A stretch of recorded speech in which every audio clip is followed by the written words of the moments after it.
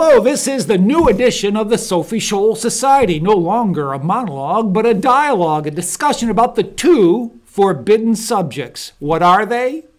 Religion and politics.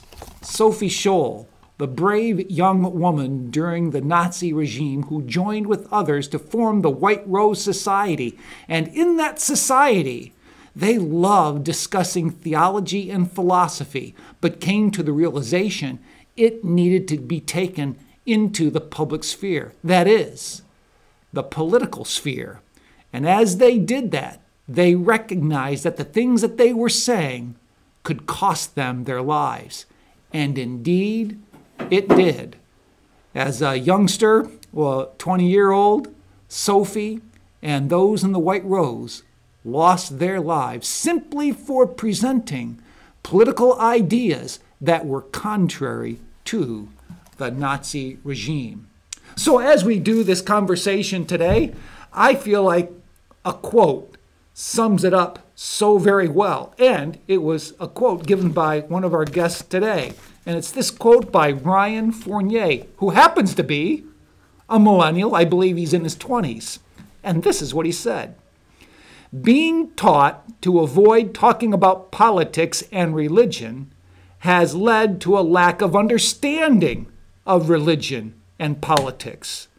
What we should have been taught was how to have a civil conversation about a difficult topic. What a great quote to lead into a discussion of the two forbidden subjects of religion and politics. I'm Mel McGinnis, and I'm glad you're here with us. With me today, I'll have my two guests introduce themselves and maybe tell you briefly about what they believe politically and their philosophy or political affiliation. Okay, I'm a reoccurring character on the show, I guess, at this point. My name is Garrett Kane. I am, the best description I can use for myself is classical liberal. I'm a member of the Libertarian Party, which I think is the party in America that represents those ideas and that political philosophy the best this day and age. But basically, we're for an extreme, in some cases, downsizing of the size and scope of government in people's lives. Of course, that means usually lower taxes, less regulations, and more personal freedom for individuals to decide how to live their own life and manage their own resources. And I'm Edward Voss. I'd like to consider myself a centrist. I grew up in a very Republican area of Western Michigan, Gerald R. Ford country. He's one of my heroes. And I've been voting pretty much independent most of my life. And I guess I'll leave it at that. I like to be a centrist and moderate because I see values in both sides. And I myself would be described as a paleo-conservative, in contrast to the neo-conservative. Neo-conservative involving America and other people's foreign affairs to the point of intervention and militarism. Don't believe that at all. Paleo-conservatives had a very, very different point of view on that.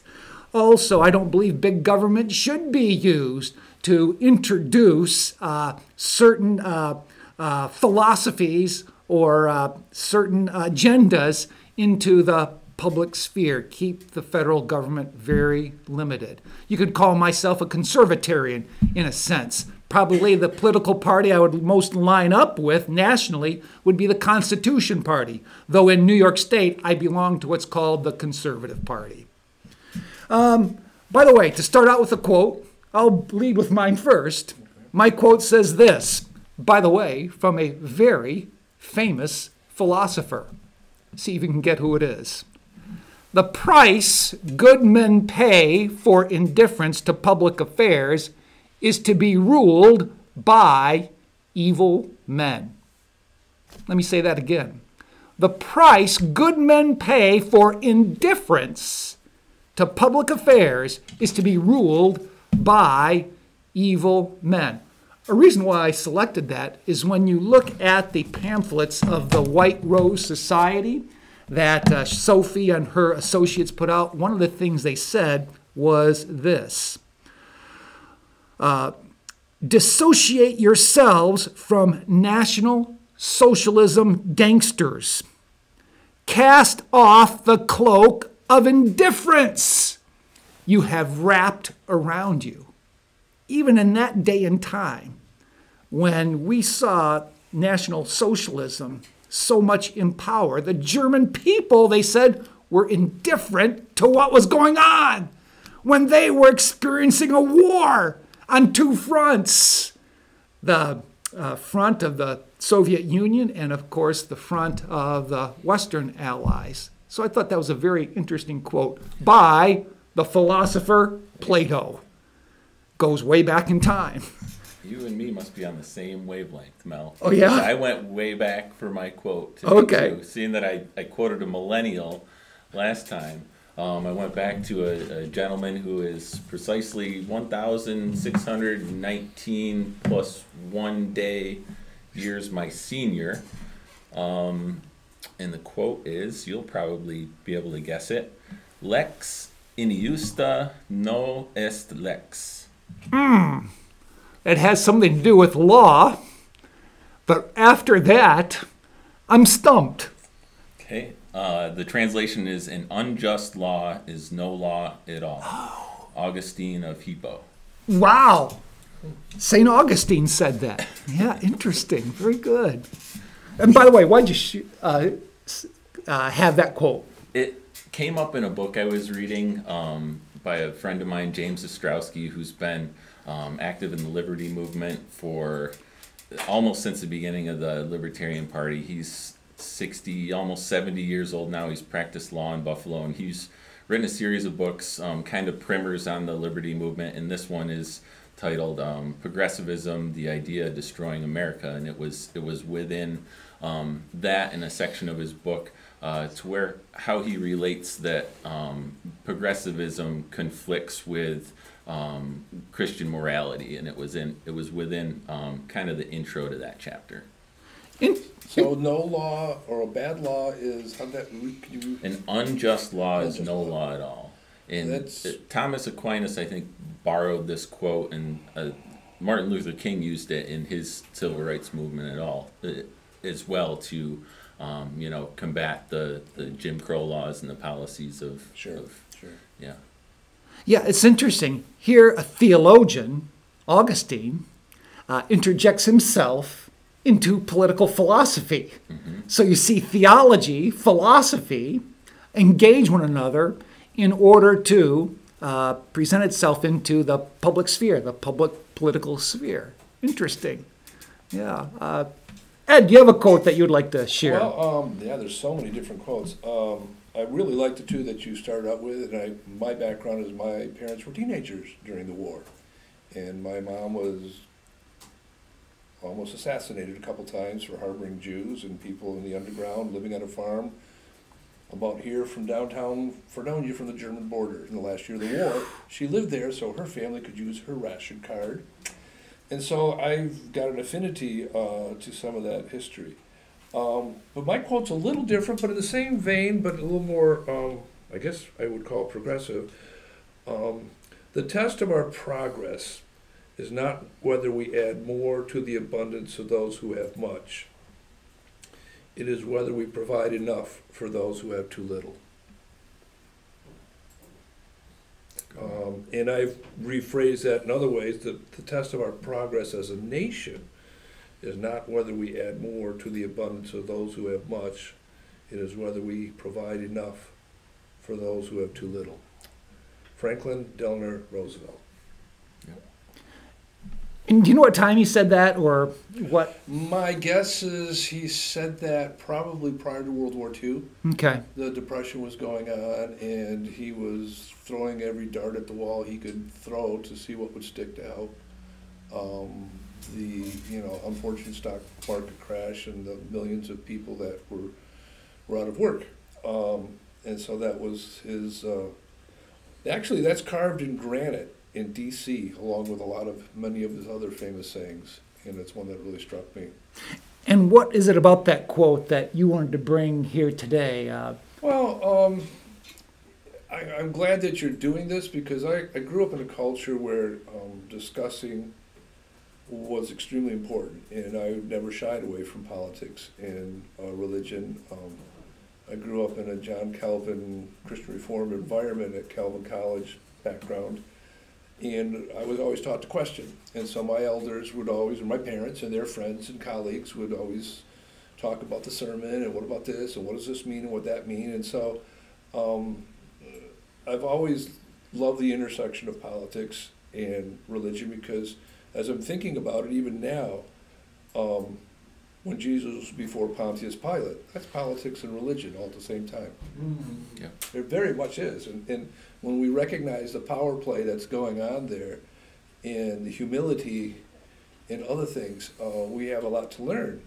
And I firmly believe there are good points of the libertarian point of view, and I think there's good points of the liberal point of view that need to be dissected, understood, because our country will not work if we don't compromise. And unfortunately right now, the way our country and our leaders and our parties on both sides have come up with principles that are so ironclad that we can't compromise.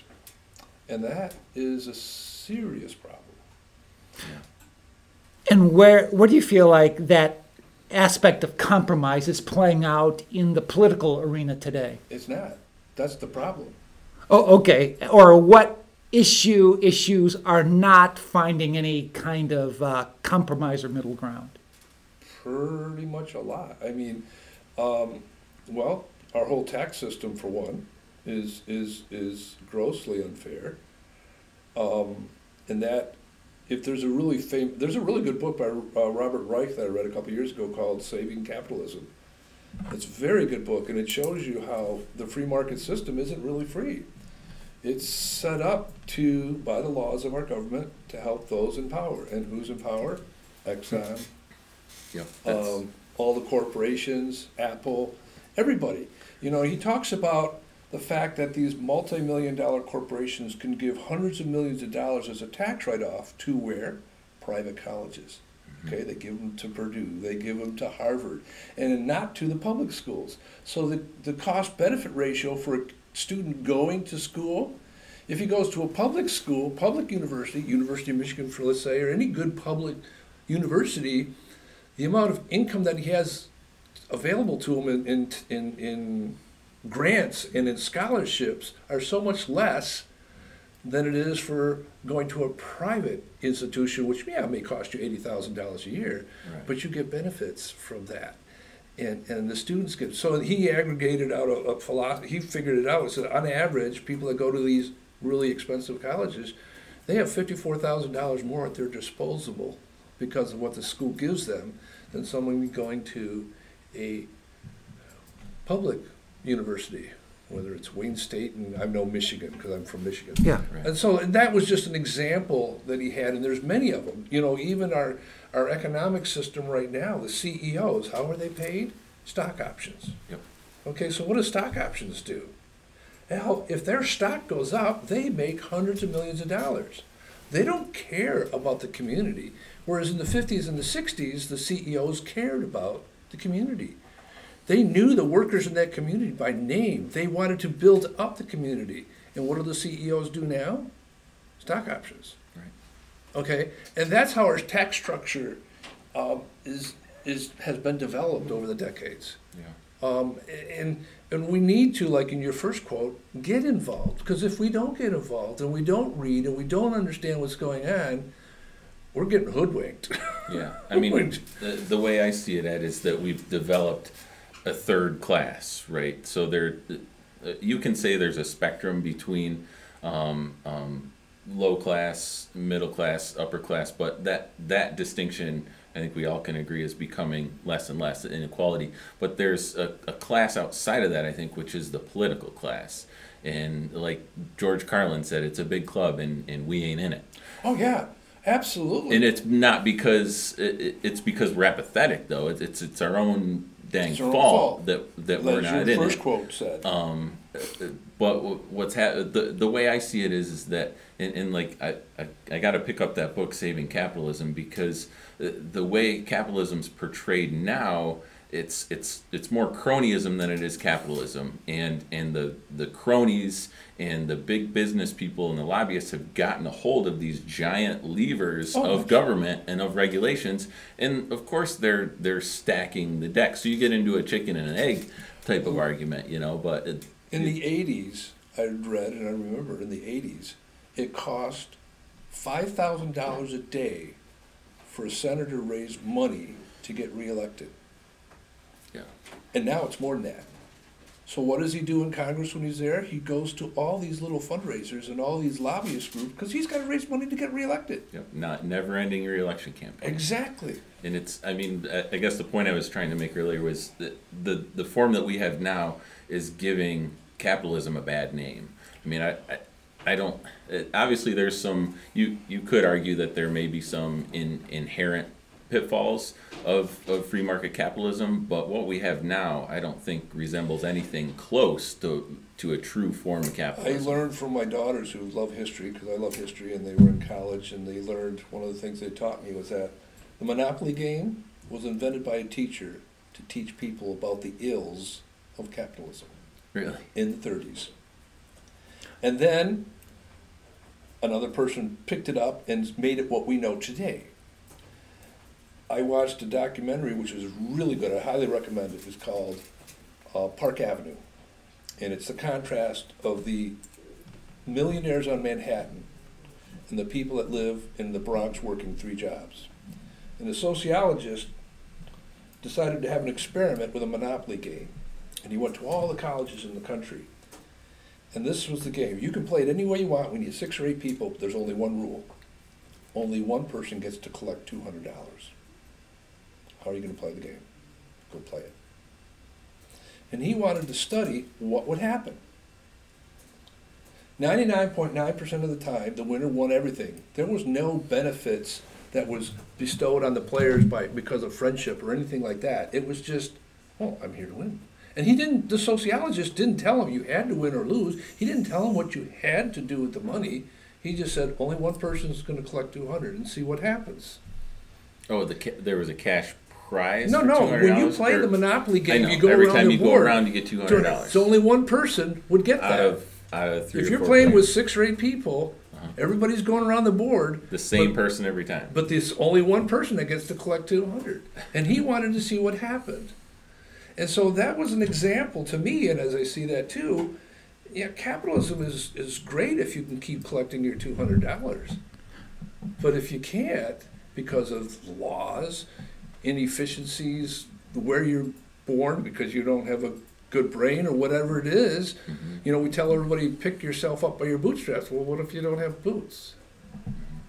You know, and that was just a real eye-opener, because he interviewed the people that lived in Brooklyn, and yeah, they're working 2 and 3 jobs just to live there. It's just expensive, gentrification and all the rent costs and everything. Yeah. And so, I mean, I grew up with capitalism. My dad left the Netherlands because he knew he could potentially make more money going to America, and he certainly did. The opportunities for me were phenomenal. They are for my relatives in the Netherlands too, and they've done well. My cousins have done well, and it's a different system, but I have my foot in both doors because I've been there a lot, and I know how quote-unquote socialism or democratic socialism works there. And it has benefits and it has its pitfalls, just like we have capitalism here. It has its benefits and it has its pitfalls. Right. I think the biggest problem from a Judeo-Christian environment here in America with capitalism, and especially in the churches, we haven't answered the question, what do you do with profit? Therein lies the critical question of how we treat our society, how we treat our neighbors, and etc. It's like, there's no answer for that other than, well, it's mine, I get to keep it. You know? That's one. Go ahead. I'm sorry. It's interesting when you brought up the Monopoly game, and only one person gets $200. Every time they... Right. To me, that's a prime example of crony capitalism. Yes. Uneven playing field. Absolutely. Absolutely. And that's what we have in our current system, the way the laws are designed. I know people that I work with and have told me stories that it's better for them not to work so they can get health care than to work. And that's, Yeah. so I'm saying we have learned how to incentivize the rich to make more money. I made a killing on the stock market last year. I made a killing. And I can give that to poor, and I do. Yep. And I can afford to do that because I can. But why aren't we incentivizing the poor people? Hey, I can get a job at McDonald's, but I'm not going to lose my health care. Right. Or I can get a job at McDonald's, and then I can work here, and then I can save up enough money for my car, and I don't have to worry about babysitting costs or costs for child care, because whether the government or the church is going to pick up that tab for me, so I can get ahead. Right. You know, Well, I think that the problem I see with upward mobility is licensing, entry level, stuff like that. I mean, you need a license to braid hair in New York State. Say I lost my good job at the factory that I work at, and I wanted to start a small engine repair shop because I'm handy with that. In New York State, you know how difficult that would be. I have the facility, I have a garage I can clean out. I could start tomorrow. Right. Good luck doing that. Well, but again, to your first quote, that's where we as citizens have to get involved with our legislators and change those laws. Like you said, Yep. A bad law is not a good law. Yeah. And that's now, I don't know your situation, and I don't know what the business plan would be like, but I know that from a business model, you go to the bank and you plan. Well, to get started and deal with all these laws that I have to deal with from the state, I have to borrow $100,000. Okay, all right, you do that. It's a risk. Okay, but now if you figure out how you pay that off and you get enough clientele to make that come together, it can work. That's a risk. That's capitalism. That's just business. Yeah. And I don't know the trade-offs. I could never be a businessman. That scares the living crap out of me to do that. But I hear you. You know, so why is it that our laws in our country favor the 1%, the super rich, the large corporations, and not you as a young person wanting to start in a business? Because and they're grow? making the laws. Exactly. And you know what? Those large corporations break the law too. They just have good lawyers to help them figure out how to do that. Right. And accountants to Yeah. hide money. So it's not so much the capitalism as it is the cronyism. And the more you take cronyism out of capitalism, have a true free market, that is a context by which all boats are lifted. Can be. But then it goes back to the question of what do you do with profits? I think that boils down to just a moral question as to whether you believe that humans are inherently charitable, or charitable in general, or if we're all greedy and selfish as a species. Right. And then, I think it's a pretty mixed bag, and I think we can probably shift that through culture and society. But you know, I have faith in the charitable will of my fellow man. I hope so, and I'm not discrediting that, and I don't have a problem with capitalism per se, but like you're using the word cronyism. It's like, well, that's an interesting word, but cronies, the reason they're the word crony, I think of mobsters. And I think of people collecting money. Oh, we're going to fix this, and we're going to do that. But that's all out of the money is the root of all evil. Right. That's where that all comes from. Or how people can take advantage of a complicated tax system and use it for their own wealth and power. And it seems like only those who can do it have the wealth and power already. Right. So now here, flip the tables. Why don't they use that ability to game the system to help the poor? It's about me. It's not about helping the poor. I'm just flipping this. Yeah. I'm just flipping it. Yeah. And personally, I just think our current tax system is so rigged that it sets up an environment for crony capitalism. In other words, just get rid of the progressive income tax, get rid of the IRS, and I think a much more fair system would be set up whereby people can advance their own economic well-being. I wouldn't subscribe to that recipe. I think that would be utter chaos. But that's my opinion. Yeah, okay. I mean, because I'd like be you willing to need give to it a have try. you need to have laws on a street for a red light to stop and a green light to go. And the same thing with we have. I mean, if you get rid of the IRS, like, well, you might as well get rid of the military budget. You might as well get rid of Social Security and Medicare and Medicaid. That money has to come from somewhere. It ain't going to come to the government free. It's just not. They have to collect it somehow. So how would you collect it?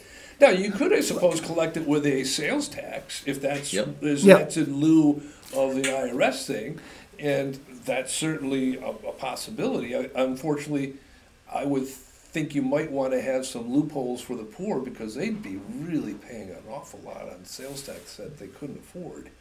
Although not necessarily in that the system that Mike Huckabee has put forward is if there's a prebate, that certain people or everybody gets a prebate of to cover monthly expenses such as food, things such as that. I could compromise with that. Yeah. I would think that could be a possible compromise our nation could have. There's a lot. I mean, I've been to Sweden a couple times. I have close friends that have moved there now, and the stories that I'm hearing from them are phenomenal. But yeah, it's higher taxes.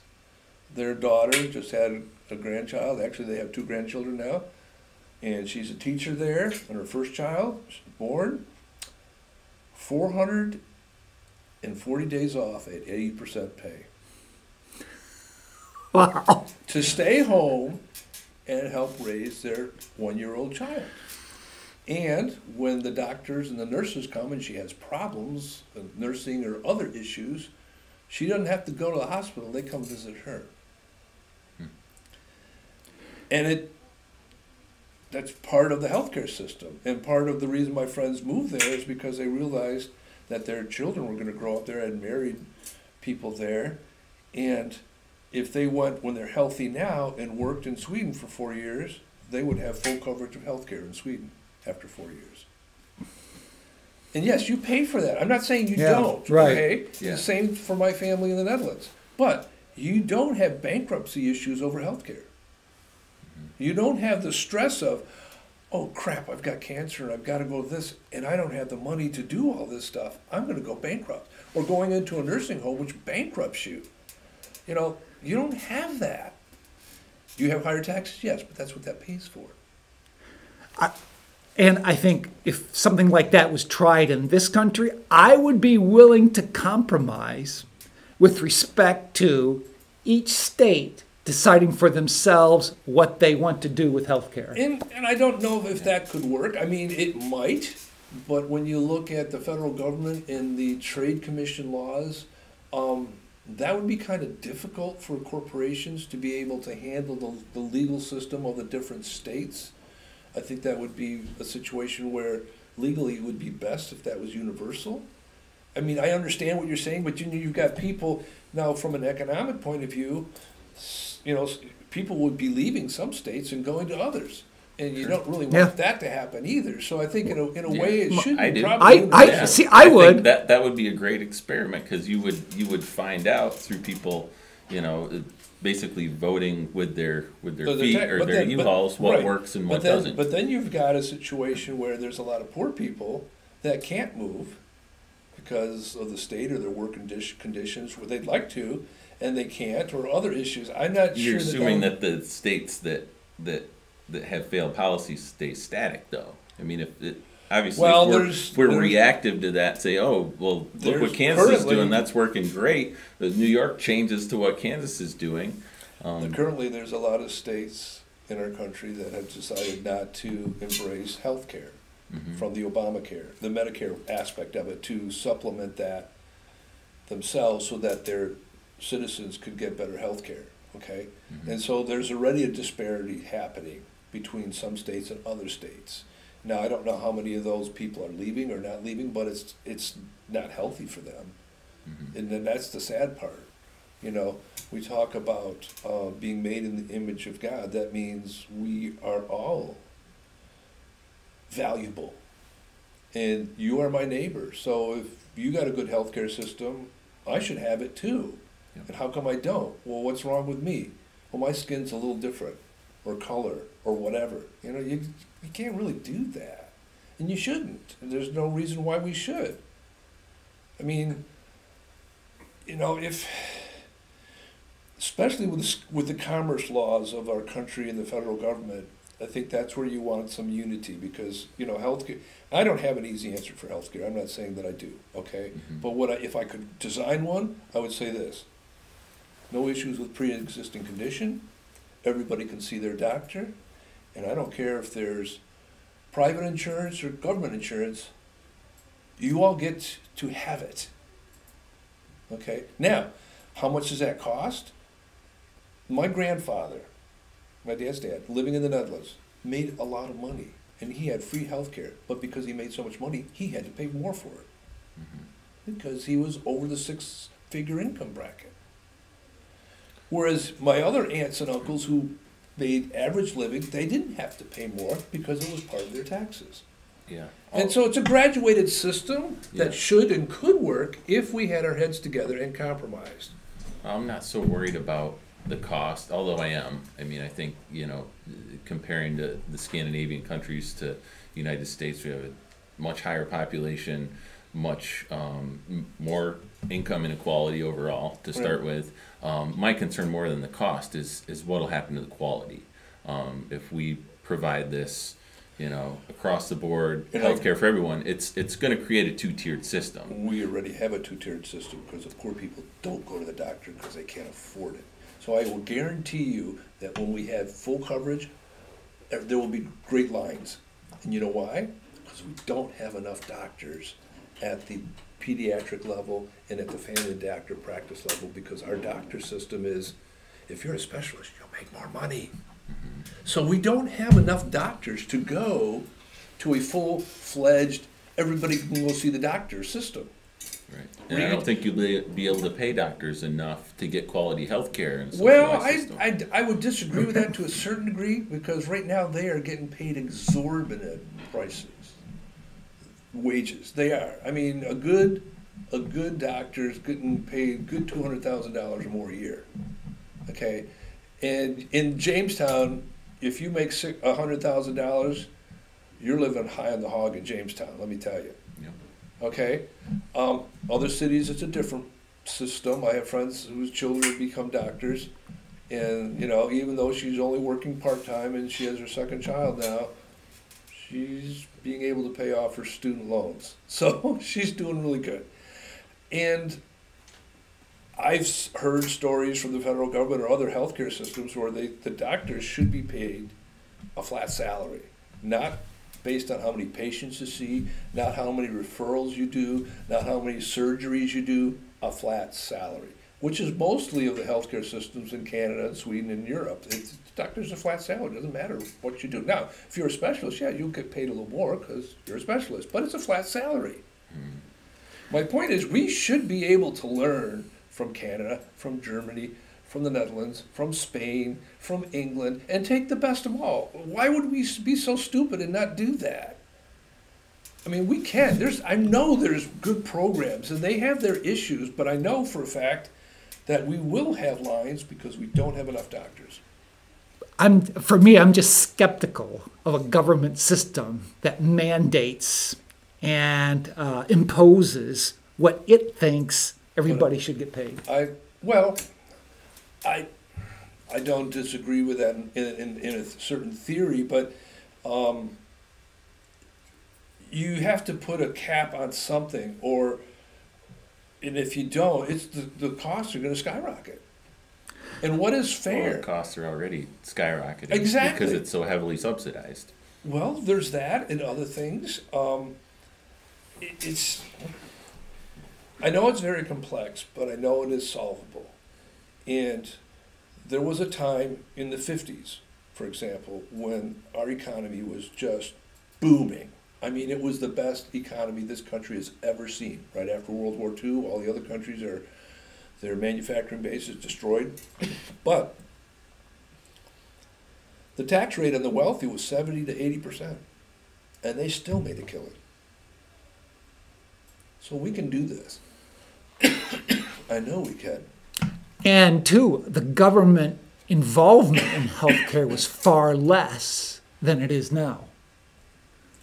And Well, I would volume always of hear people is yeah, different, I would hear people in our area talk about how easy it was to get the health care. The doctor would make house calls, and it was very affordable. Right. Now the story is very different, and I can't help but notice a correlation of the more government intervention you have, whether by regulation and by subsidies, I would say it just seems to raise the cost. I would say the insurance companies. It's are the more delayed case. effect of the subsidies.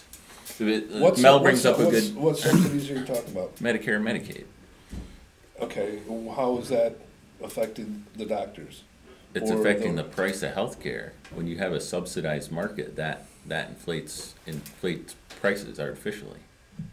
I'm not sure I understand that, because the doctors that I know don't want to deal with Medicare and Medicaid patients because they don't make enough money at it. Right. Okay, So they have to raise the costs on everyone else that's not Medicare or Medicaid subsidized. well, okay. All right, I So guess. if you're not getting paid what your services are worth through the Okay, but who's determined?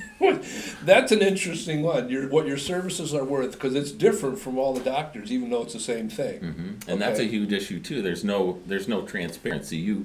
Right. Say you're going in. I mean, a lot of times it's an emergency, but sometimes oh, okay, I'm going to have this surgery, say weeks in advance.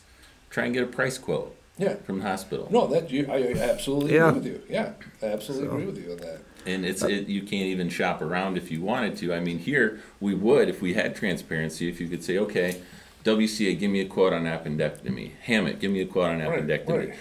Buffalo, give me And a see, quote. and I think the transparency issue would also bring down the cost of doctors. Sure. Yep, agree. Yeah. By the way, what you saw here is an example of political drashing. You hear us theologically drash. Now you're hearing people theologically, philosophically drashing about things that are very much front burner topics, the area of politics. You can't help but see the intersection between philosophy, theology, and how it plays out in politics. We'll continue this discussion, but I thought we're already up to about 40 minutes. Let's I need to go here. let's just sum up closing comments. Any comment you would like to make? Here's mine. State of the Union speech. I loved it. It was great. However, I think we should do away with it and do what was done in years past, where Thomas Jefferson simply submitted a report to Congress. What did I like about the State of the Union? I liked how he emphasized freedom of religion, to expand that, because that's being squelched. What didn't I like?